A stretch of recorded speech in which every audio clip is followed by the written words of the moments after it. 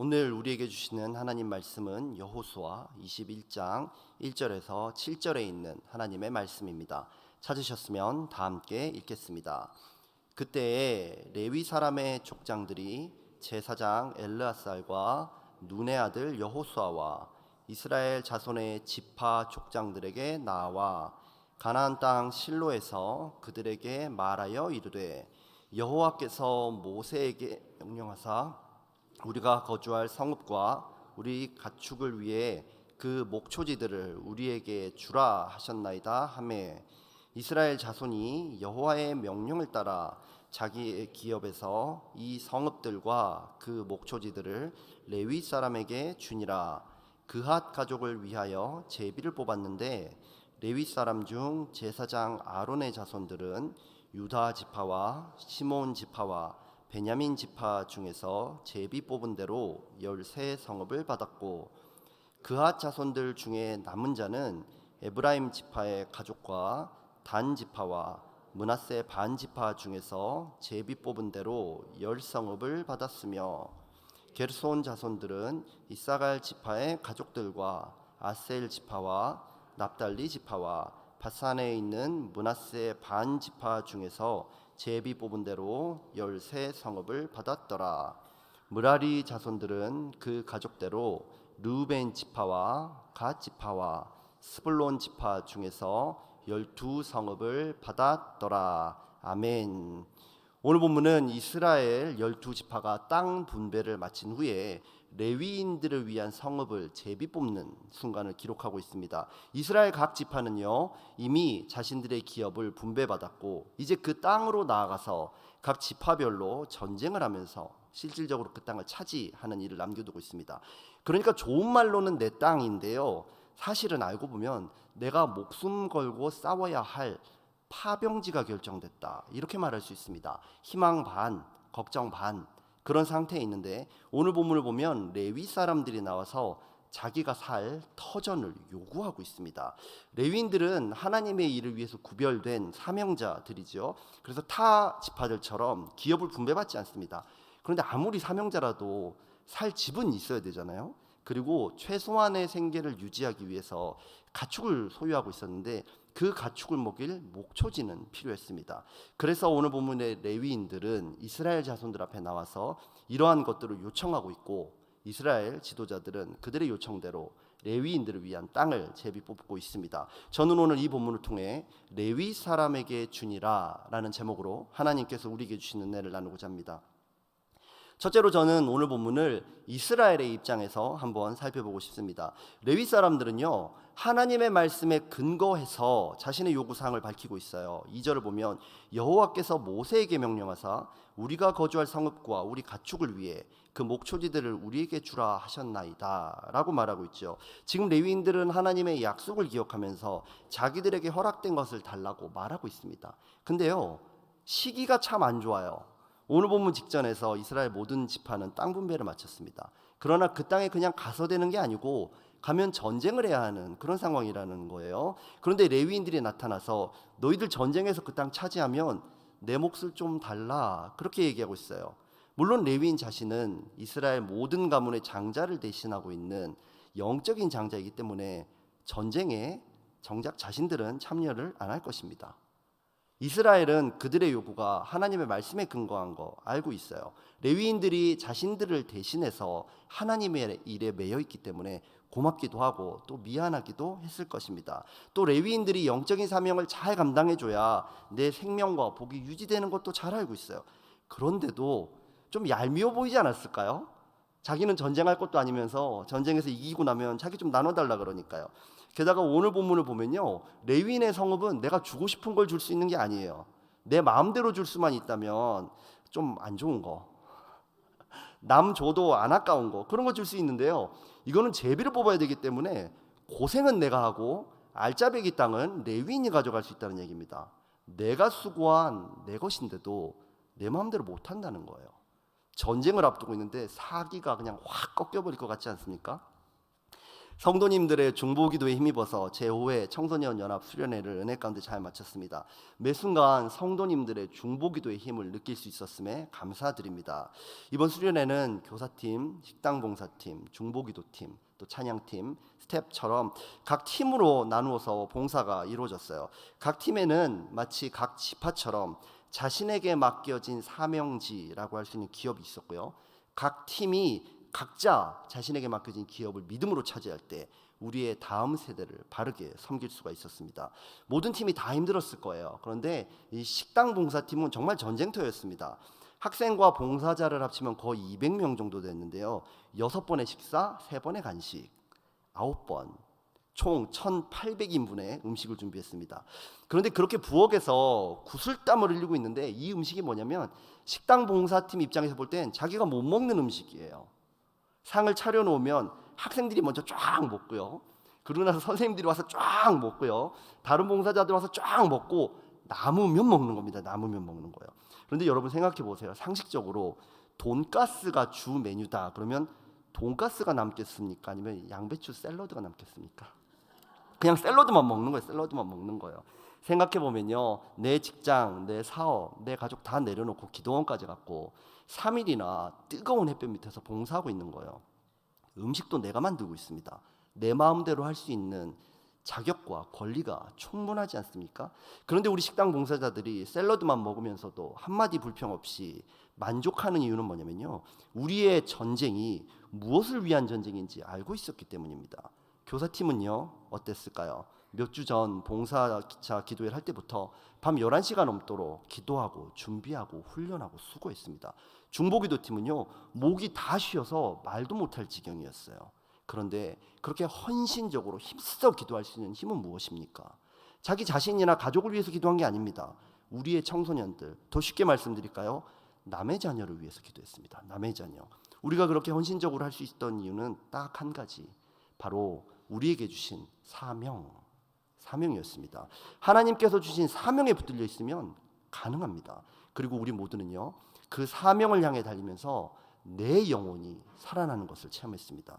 오늘 이스라엘이 이렇습니다. 그들은 나를 섬겨달라고 요청하는 레위인들에게 어떻게 대하고 있습니까? 여호수아 21장 3절 말씀을 함께 읽어보겠습니다. 이스라엘 자손이 여호와의 명령을 따라 자기의 기업에서 이 성읍들과 그 목초지들을 레위 사람에게 주니라. 아멘. 이스라엘은 그 말을 듣자마자 바로 시행합니다. 이스라엘은 알고 있었어요.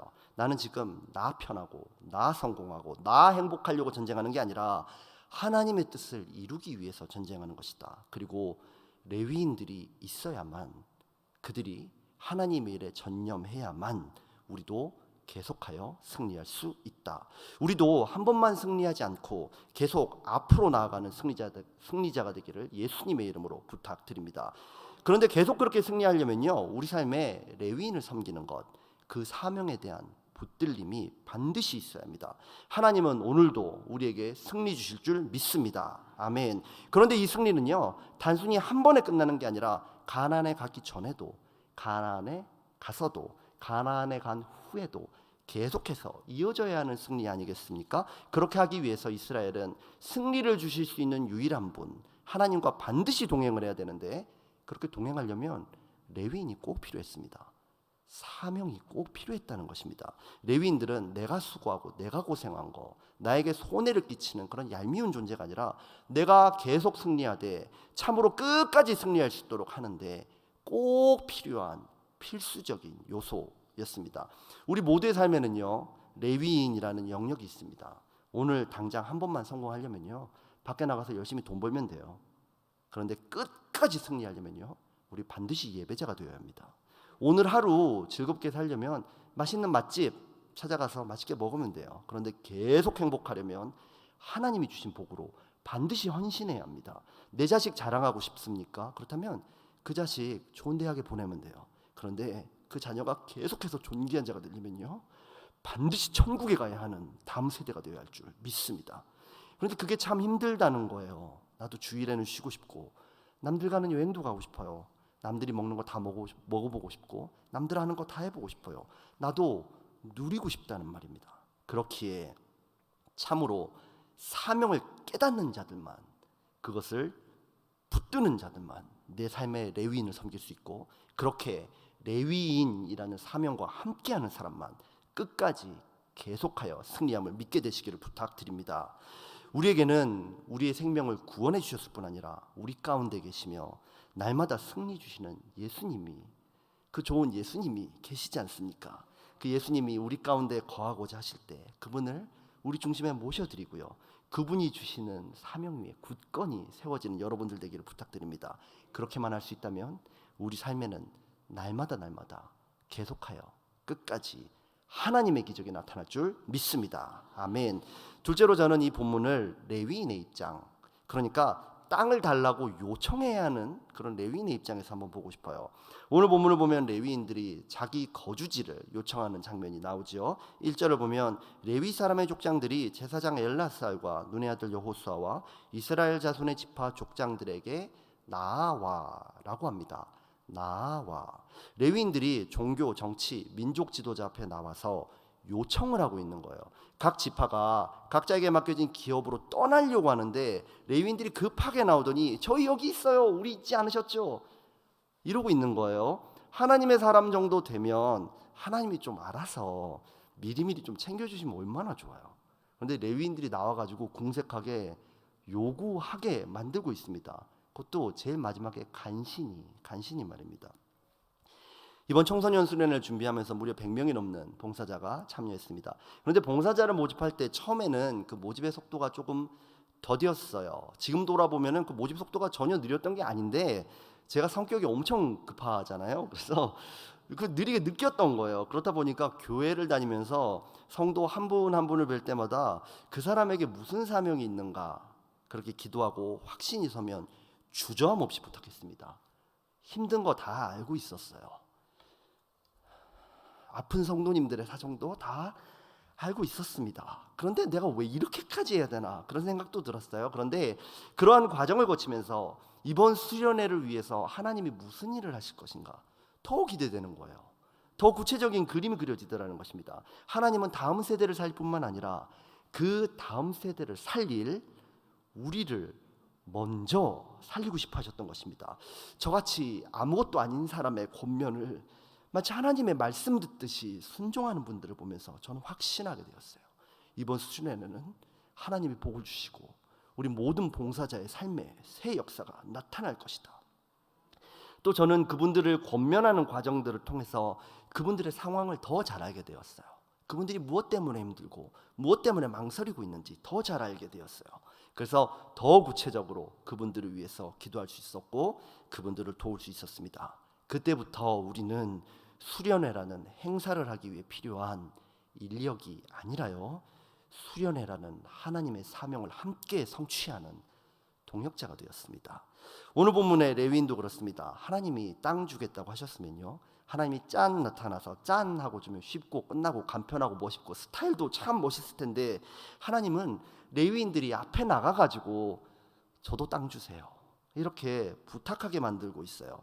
하나님께서 레위인에게 주신 사명은요, 하나님을 섬기는 것, 그건 너무나 분명하지요. 그런데 하나님을 섬긴다는 말이 뭐냐면요, 하나님만 잘 섬긴다는 게 아니라 다른 누군가도 하나님을 섬기는 자리로 초청한다는 것입니다. 우리도 그래요. 우리가 하나님께서 맡겨주신 가정, 직장, 학교의 현장으로 뛰어나갈 때 하나님이 길 좀 팍팍 열어주시고 모든 것 다 잘 되게 해주시면 참 좋겠는데 하나님 참 꼭 내가 할 분량을 남겨놓으시죠. 하나님을 잘 섬기려면 남에게 불편한 부탁을 해야 합니다. 교회 한번 가자고, 새벽 찬양 한번 서보자고 부탁해야 돼요. 내가 하나님의 사람인데 부탁해야 됩니다. 그리고 뭐 하나님을 위해서 단기 선교 한번 가려고 해도 직장 상사 눈치만 봅니까? 아니에요. 동료들 눈치 엄청나게 보이죠. 가족들이 제일 무섭죠. 그죠?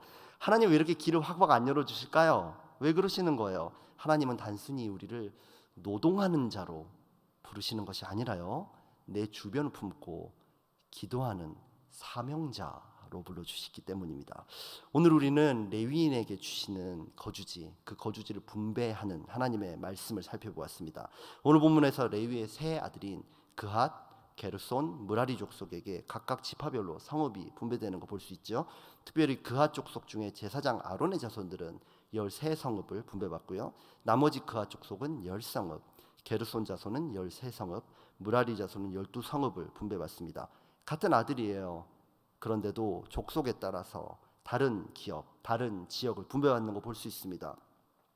오늘 예배드리는 우리에게도 각각 맡겨주신 사명의 분량이 이렇게 다릅니다. 그러나 한 가지 모든 사람들에게 분명한 사실이 있는데 그건 뭐냐면 하나님은 우리를 이 세상과 다음 세대를 섬기는 레위인으로 삼으셨다는 것이고요. 그 사명을 통해서 우리에게 처음부터 끝까지 계속하여 승리를 주실 것이라는 점입니다. 오늘도 각자 삶의 현장에서 주 예수께서 주신 사명에 붙들려서 끝까지 승리하시는 여러분들 될 줄 믿습니다. 아멘. 다 함께 기도하겠습니다. 주님 감사합니다. 우리에게 예수님을 보내주시고 그분을 통해 우리 모두가 하나님을 섬기는 레위인이면서 동시에 이 세상을 섬기는 레위인이 되게 해주셨으니 감사합니다. 오늘도 이 사명을 붙들 때 우리 삶에 하나님의 참 승리와 기적이 처음부터 끝까지 우리 모두가 천국에 들어가는 그 순간까지 임하게 될 줄 믿습니다. 주께서 역사하여 주옵소서. 모든 것에 감사드리며 예수님의 이름으로 기도합니다. 아멘.